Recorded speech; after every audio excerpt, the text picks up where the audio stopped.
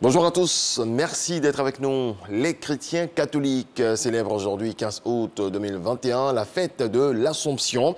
L'Assomption est la croyance chrétienne orthodoxe et catholique selon laquelle la Vierge Marie, mère de Jésus, est entrée directement dans la gloire de Dieu, autrement dit, montée au ciel après sa vie terrestre, sans fondement biblique, mais conforme à une tradition très ancienne des églises d'Orient comme d'Occident. Cette croyance est fêtée liturgiquement dès le 8e siècle. Un cas de maladie à virus Ebola signalé en Côte d'Ivoire. Une patiente en provenance de la Guinée voisine. Le ministre de la Santé, de l'Hygiène publique et de la couverture maladie universelle était sur le plateau du 20h relatif justement à cette situation. Pierre Dimba.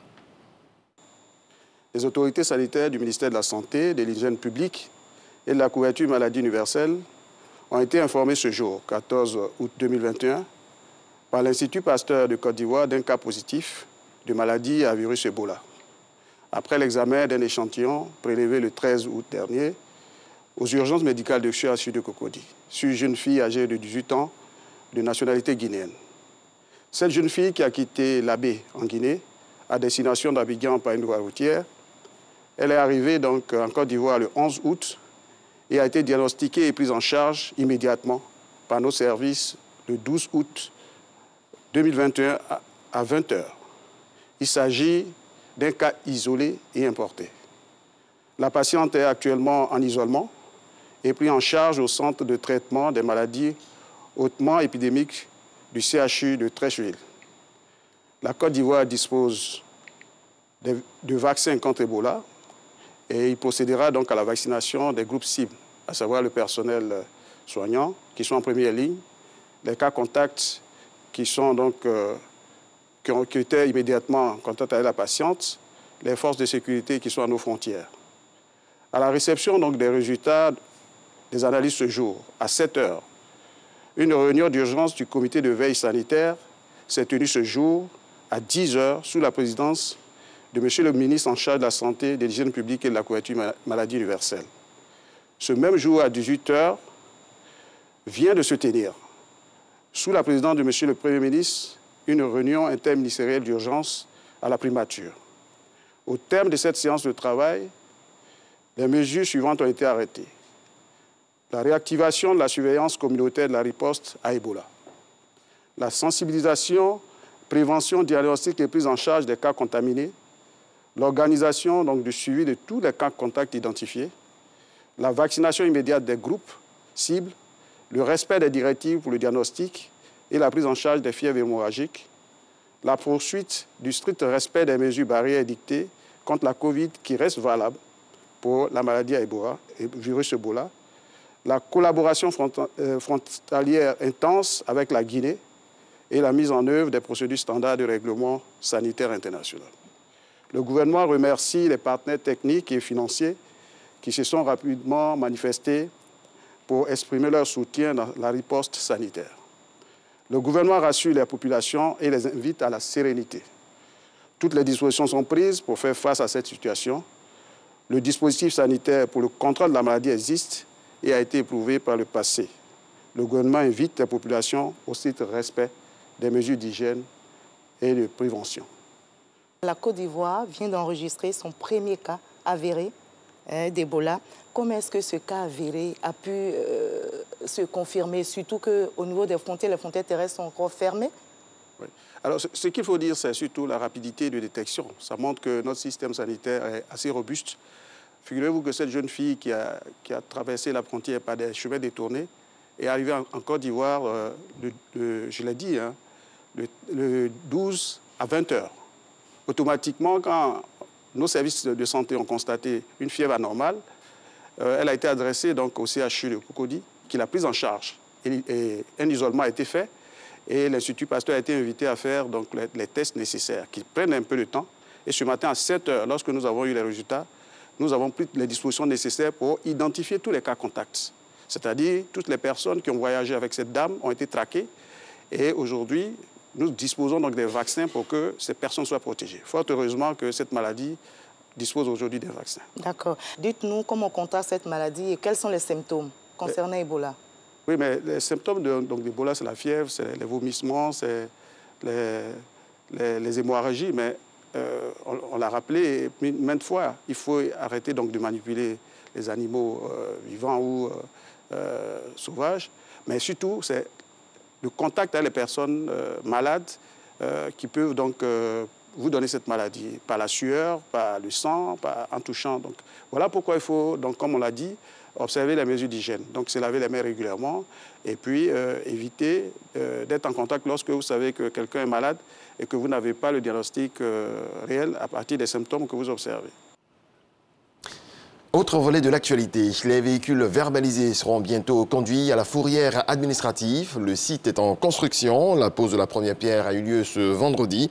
Les travaux vont durer 18 mois. Situé à la zone industrielle au PK22, c'est un espace de plus de 1500 places de stationnement. C'est ce que nous dit Dangui Dangui. Bientôt fini les difficultés relatives à la gestion des véhicules en fourrière à Abidjan.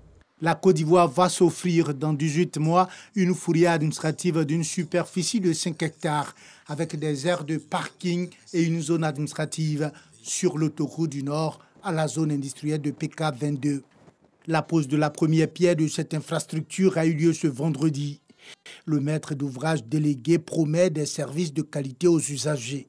Ce site sera adossé à d'autres sites tampons situés à l'intérieur de la ville d'Abidjan, de façon à ce que nous faisons passer de 5 hectares à environ 10 hectares la capacité de stationnement. La construction de cette fourrière administrative destinée à accueillir, entre autres, des véhicules verbalisés dans le cadre de la visio-verbalisation est plutôt bien accueillie par de nombreux transporteurs. Les fourrières aujourd'hui sont des fourrières qui exposent les véhicules aux intempéries.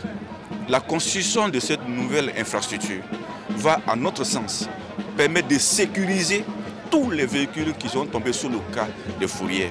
Entre autres résultats attendus de la réalisation de cette fourrière administrative, un changement progressif du comportement des usagers de la route à travers un dispositif répressif efficace. Le ministre des Transports y tient. J'ai demandé au directeur général de Kipux d'intégrer dans ce projet aussi des stations de contrôle technique.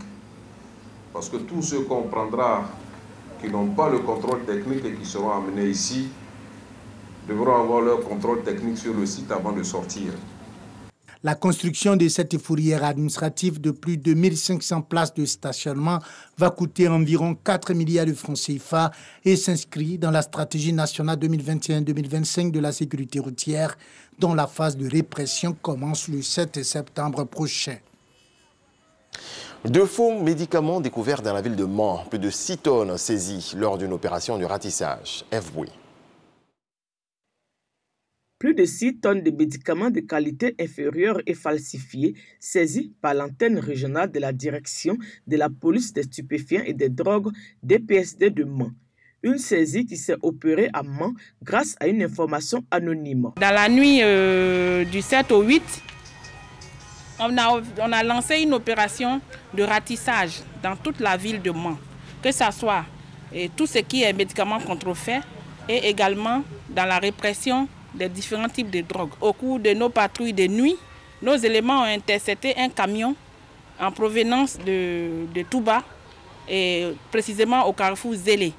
La fouille minutieuse du camion a permis de constater que les produits prohibés étaient dissimulés sous des denrées alimentaires. Après avoir avisé madame le procureur de la région, ordre nous a été donné de saisir ces produits que vous voyez ici présents et de libérer les denrées alimentaires qui ne sont pas sous l'effet de la répression. Ces produits seront incinérés plus tard sur instruction du procureur de la République.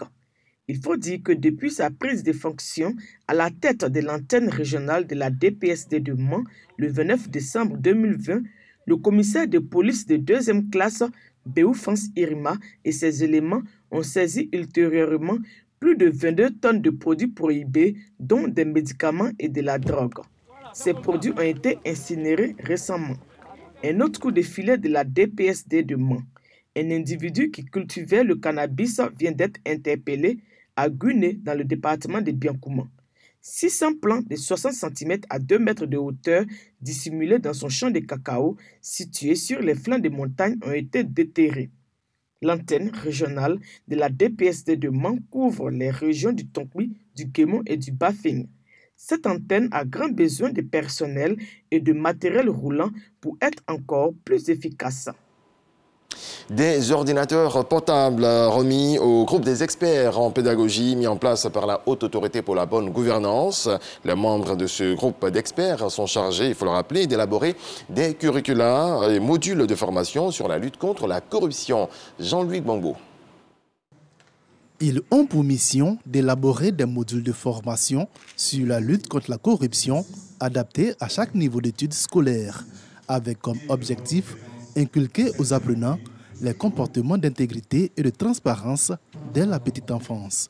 Une mission confiée à ce groupe d'experts en pédagogie par la Haute Autorité pour la bonne gouvernance. Quoi de plus important que ce soit des curricula introduits dans notre système éducatif lui-même ou depuis la maternelle. L'enfant est familiarisé avec un souci majeur du pays, c'est-à-dire lutter, apprendre à reconnaître des valeurs et apprendre à s'imposer un certain nombre de choses qui profitent à la société. Cet accompagnement en matériel informatique devrait aider les experts à mener à bien cette mission, notamment dans le respect du chronogramme imparti. Ces ordinateurs vont nous permettre d'accélérer le travail qui est déjà bien enclenché. Et donc on a déjà élaboré des prototypes de modules et de curricula.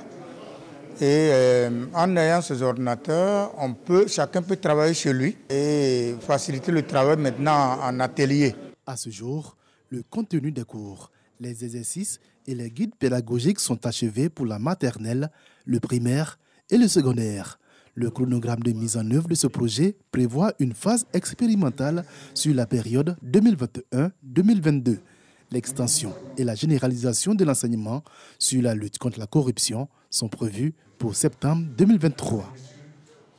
Dans le reste de l'actualité, au Liban, l'officialisation de la levée des subventions sur les carburants continue de nourrir la colère des manifestants, bloquent des routes par intervalle et on apprend ce dimanche que l'explosion d'un camion-citerne dans la nuit de samedi à dimanche a fait une vingtaine de morts. La crise a un impact de plus en plus important sur les populations. En Afrique du Sud, il sera bientôt possible de dormir sous l'ancien toit de Nelson Mandela, l'une de ses maisons à Johannesburg, dans laquelle il a habité entre 1992 et 1998. A été entièrement rénovée alors qu'elle se détériorait et elle a été transformée en hôtel de luxe par sa fondation. Le projet lancé en 2018 est désormais terminé et l'établissement s'apprête à ouvrir ses portes. Voilà qui marque la fin de ce point de l'actualité. Excellente journée à toutes et à tous. Paix dans vos foyers.